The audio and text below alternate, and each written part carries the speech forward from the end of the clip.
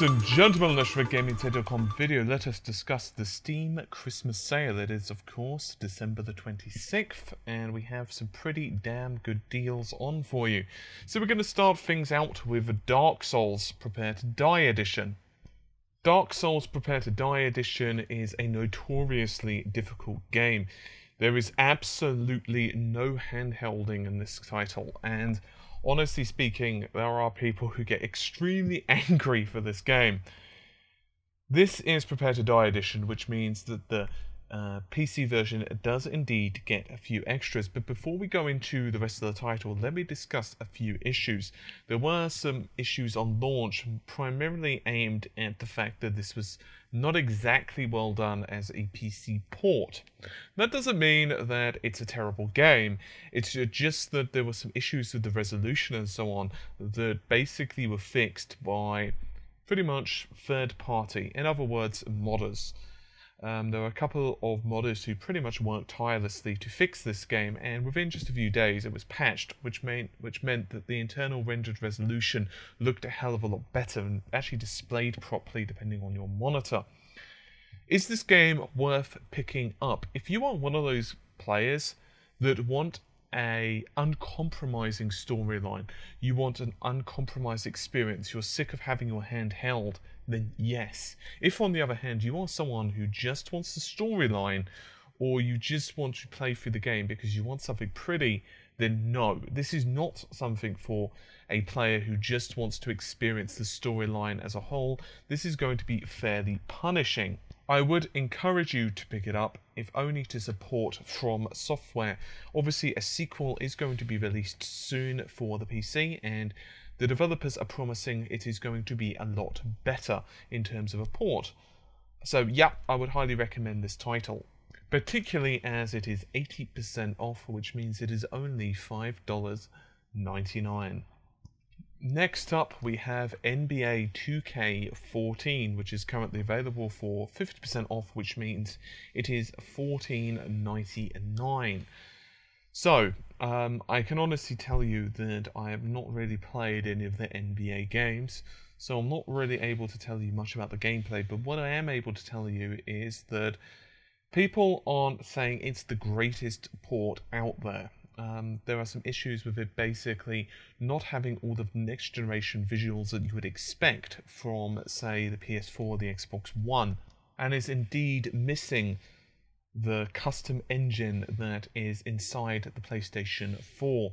So pretty much we're getting a PS3/360 version with high resolution textures, which kind of annoys me as a PC gamer, considering that my PC is considerably more powerful than my PlayStation 4. On the other hand, if you're interested in a basketball game and you're, just looking for a fix, then it's a pretty solid title. For everyone else who owns NBA 2K13, from what I understand, this is more of a roster/gameplay additions update rather than, oh my goodness, this is amazing. So you could check it out if you want, do a little bit of research. As I said, I'm not the biggest basketball fan, so I can't comment much further. Next up, for 66% off, which means it is $6.79, we have Gone Home. This is another title that I've not personally played, but scores extremely well on Metacritic, Polygon, as well as various other websites. The idea is pretty simple. You arrive home and your house is empty, and yet of course you expect a family to be there. So you pretty much have to explore and try and find out what has happened to them. It looks pretty interesting and of course is very story driven, similar to say something like Anno or Amnesia, but not quite as scary. It seems pretty cool, and if you're interested in these first-person mystery type of exploration games, then I think you could do a lot worse. Next up, for 80% off, or $1.99 with US dollars, is Hotline Miami. So this game was pretty damn synonymous with a lot of outcry actually on its release, despite the fact that it has a very retro style and outdated graphics. It depicts a rather intense level of violence, but just to call it a kill 'em all game is not really fair. The idea is that you're basically an anti-hero, and pretty much the idea is that you're going to be taking down various organised crime. Obviously, this is set in late 80s in Miami, surprisingly given the name and all. If you're interested in a retro type of action game, there's not much better than you can get than Hotline Miami. It scores very well on most websites. It is extremely fun, and for the price, which is pretty much, less than a cup of coffee, it's just, why aren't you buying it, really, is what it comes down to. Next up, we have Anno 2070. So there's two versions of this. One is the complete edition, which bundles in a ton of DLC, which is $12.49, or just the regular edition is $7.49, 75% off on both of them. So the idea behind this is pretty simple. The world has changed significantly due to climate change, and thus you must start rebuilding civilization with using the standard city building kind of formulas. So in other words, you need to take care of building the infrastructure, the power lines, blah blah blah, the basic drill. It scores pretty damn well. It's a pretty good game. I mean, there was once upon a time during the late 90s and early 2000s when there were so many of these different type of building games, but they've become less and less frequent now, which is a little bit of a shame. So you don't have quite as much of a choice as you used to, pretty much. On the other hand, as I said, it scores pretty well. It's widely considered to be one of the better titles in the series. So yeah, if you're interested in a city builder, for the price, you could at the very least buy the base game, I suppose. Next up, we have Wargame Airland Battle. Available for $9.99, that's 75% off once again. So, this is an RTS strategy game. Now, I'm going to warn you guys right off the bat, this game is not easy. Even the tutorial is fairly difficult. The armory, and there is a lot of different performance and specifications for the various jets, planes, and other equipment that is pretty much part and parcel of this game, and understanding that is crucial to doing well in the battle. This is not just a simple case of, well, I'm going to throw this tank because it looks cool into the battle and that's the end of it, because it's not going to go well for you. Careful use and careful navigation of the scenery, making sure that you have the right vehicles, the right aircraft, the right everything, basically, for the right time is crucial. Therefore, if you're not interested in like a super in-depth RTS, give this one a miss. On the other hand, if you're interested in something that is going to basically give you a lot more depth, a lot more to learn, then this is certainly going to be that title for you, I feel. Next up, we have The Incredible Adventures of Van Helsing.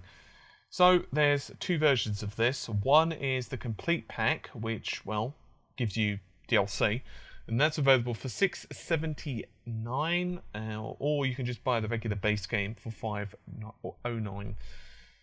So, there is a demo of this available, and quite honestly, I'd recommend you check it out. Some people absolutely love this game, others not so much. It is, of course, an action indie type of affair, so a little bit like Diablo and so on. Personally, I'd recommend, if you're unsure, just check out the demo.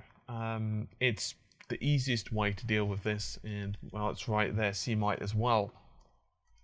Next up, we have DMC, A Devil May Cry, which is currently available for 75% off, along with the rest of the franchise, by the way, DMC 4 and DMC 3.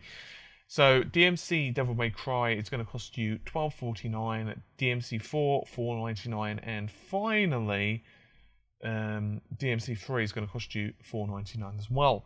Strangely enough, there is nothing off, zero, nilch and nada for any of the DLC. That absolutely sucks in my opinion. So, what do I think of this game? Well, I'll be honest, I liked it quite a bit. I have covered it on the channel quite extensively, including Virgil's downfall, by the way. I like it quite a bit, but here's the problem. Some people are going to say, well, you know, Dante's always been kind of annoying and all of that. Yeah, but that was kind of the point. He was an arrogant person, but it worked with the style. He wasn't this...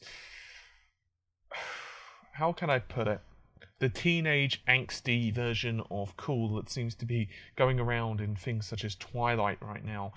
That alone really irritated me. It was one of those games that the combat was good and tight, but it wasn't quite as difficult as maybe as I expected.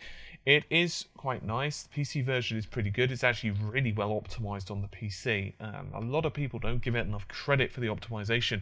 It looks very good. You could check out a graphical analysis on this, by the way, on the channel, which compares it to the Xbox 360. I would recommend it if you're interested in the game. I'm a bit surprised they haven't got the DLC on cheaper offer, but hey, at least it's worth it for the base game. It is going to keep you going for a while. Finally, we have Killing Floor, which is available in two varieties. The first variety is $4.99 for just a standalone, or you can actually get a 6-pack of this damn thing for $25. Well, technically it's $24.98, but who's counting a few cents, right? It is a pretty damn cheap game, and honestly the idea is pretty simple. It's co-op survival FPS, and if you look at any of this and you think to yourself, this looks a bit familiar, this looks a little Left 4 Dead-y, then yeah, you're kind of right. Here's my problem with Killing Floor, because right now it's a good game. It's not a bad game. It just doesn't have quite the following of something like Left 4 Dead. That's not necessarily a bad thing. For example, if you've played a lot of Left 4 Dead and you just want something a little different, then this is going to be for you. But if you've not really tried out the experience before, then sure, Killing Floor is a pretty damn good example to try out because it's cheap. It's just that from all accounts, Left 4 Dead 2 does it better. On the other hand, Left 4 Dead 2 is more expensive, but you don't know, during the Steam sale it could well go cheaper. I'm going to leave this one to you. It's not a bad game or anything like that. It's a pretty good game. It's just not quite up there to the huge budget game that is, of course, Left 4 Dead 2. Anyway, I am going to very quickly go through the flash sales, just in case you guys see these on any other time, and I actually know quite a bit about all of them anyway.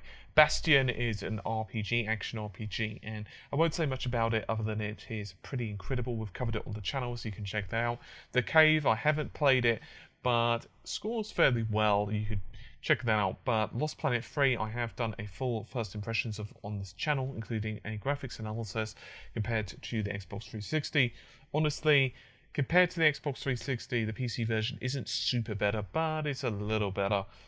For the price, which is 75% off, $12.49, it's probably not going to be going much cheaper than that for a while. So if you've been imming-ahhing about whether to pick it up or not, well, it's a pretty good chance to do so.